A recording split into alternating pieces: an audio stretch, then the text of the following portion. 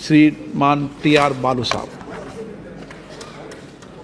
Sir, from 1962 onwards, the DMK, now presided by the Honorable Chief Minister of Tamilnadu, Dr. M.K. Stalin, has been part of all historical discussion in this house and also in the other house. Sir, though called this is the special session, there is nothing special about it.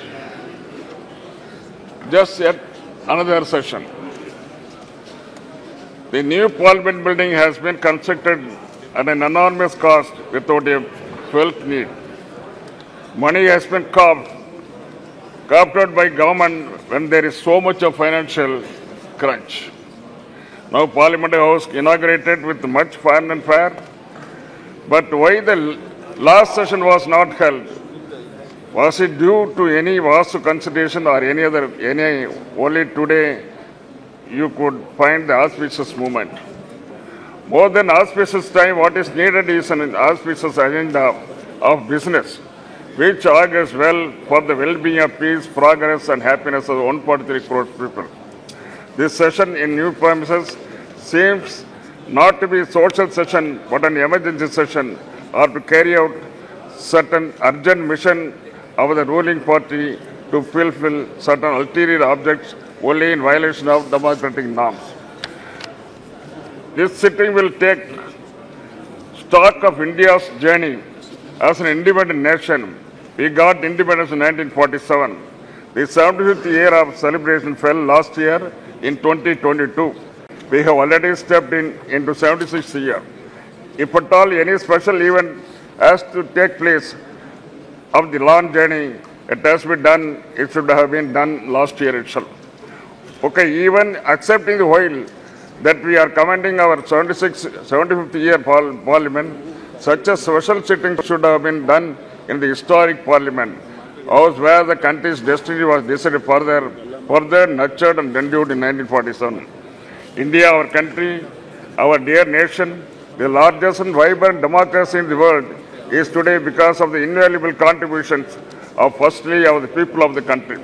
Then comes to the political parties and the leaders who steered government for the majority of the time.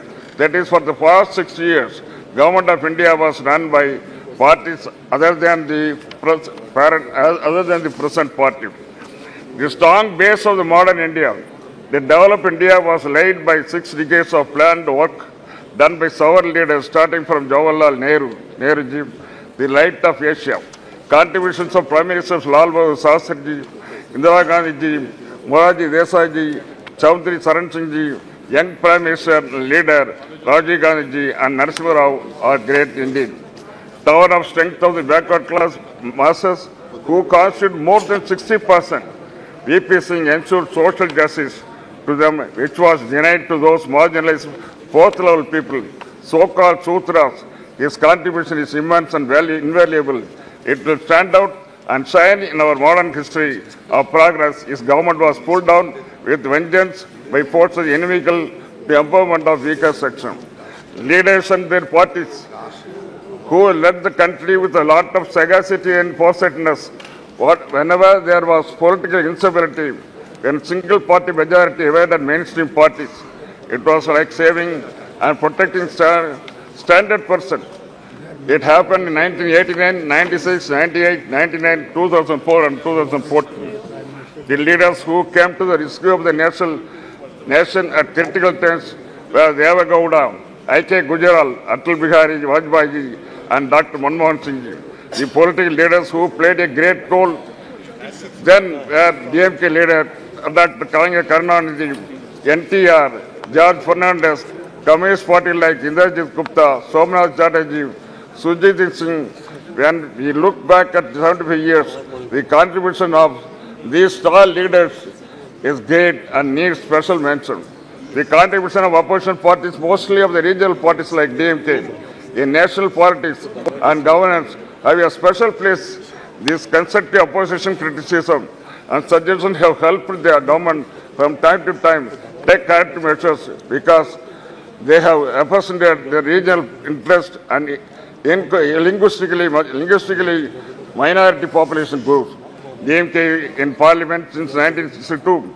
Our founder leader Anna, who was in high esteem by his contemporary leader Nehruji, Vajpayee and others, spoke for the political rights of states, protection and development of various classical languages like Tamil, though he advocated a separate Dravida Nadu in 1962. When the Chinese force was on us, he felt that territorial integrity of India was paramount importance. Though Anna gave up the Dravida Nadu, he claimed loud the reason for a separate nation still existed.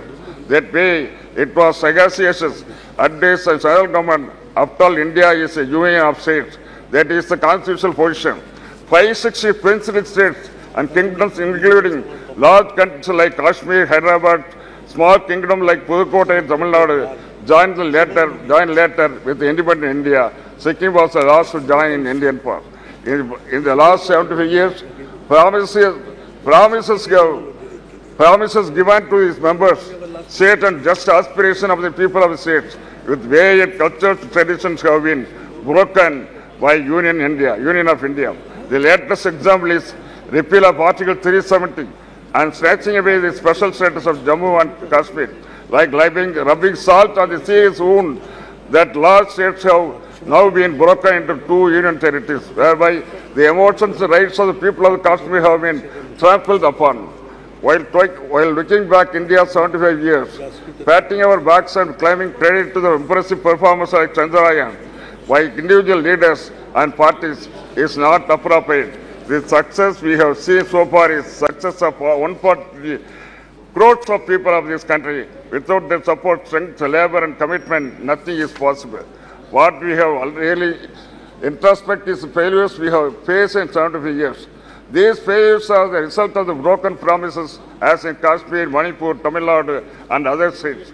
Union of India should go extra mile to get full confidence of the people of states and fulfill the regional aspirations in terms of secularism, equal rights for development, linguistic, political and democratic rights. While mentioning about the crucial role played by DMK party in ensuring stability and national government at the center, I have tell you about the support extended to Indiraji government in 1969 and Vajpayee government in 1999. After vertical split support by Congress in 1969, the Indiraji government lost majority. It becomes a minority government. This happened after leader Anna has passed away in 1969. Congress was not our friend then, but when mattered to our great leader Kalaignar, who succeeded Anna as Chief Minister and President of DMK, was stability of the Union of India. Still, the scares of 1962 war with China was still paining us. Therefore, Kalaignar decided with a clear vision to support Indiraji with our 26 members in Lok Sabha. With our continued support, she was able to bring the revolutionary policy measures like abolition of privy purse, nationalization of banks and the other poverty alleviation program. Anna, a good friend of Adalji, after a very long political struggle, he was able to lead BJP to power in center 1998. It was a feeble, ragtag coalition with a particular party. Poor Vajpayee, a gentleman leader, was carrying on with his government. As is said in Tamil, Nitya Gandam Purna Aisu, daily death, threat by alive still. This was the condition of Vajpayee government. The government was in ICU for 13 months. She was gifting life to Vajpayee government on a daily basis. What a pity. Ultimately, she pulled out and government fell at 13th month in March 1999. On the confidence motion in Lok Sabha, DMK supported Prime Minister Vajpayee, but he lost by one vote. In the subsequent election, we supported Vajpayee's candidature for the Prime Minister because, as I said, he was a gentleman politician, a statesman, and above that, he did not have animosity towards all minorities. He willingly agreed to common minimum program with alliance partners. He stuck to Raj Dharma. Not only that, Vajpayee has asked his other leaders in his party to stick to Raj Dharma. He was able to complete his full term as Prime Minister with the prestige and hope Pokhran test and Kargil victory was possible because of stability of Vajpayee's government with the DMK support and our leader Dr. Kalai's support was the main reason. The present ruling party should revisit the pages of India's recent history and refresh itself with these important moments and appreciate how DMK has played a respectable role in providing stable government at the center, sir. In the building of the modern India, the role of former young Prime Minister Sir Rajiv Gandhi has an exceptional place. In fact, he is the father of the so-called digital India. His competence and involvement of the people of village level resulted in Panchayat Raj Act and empowerment of rural people's representative. His sacrifice of his life in pursuit of public services unparalleled in Indian history, sir. With this, I thank you for having given this. Thank you. Thank you.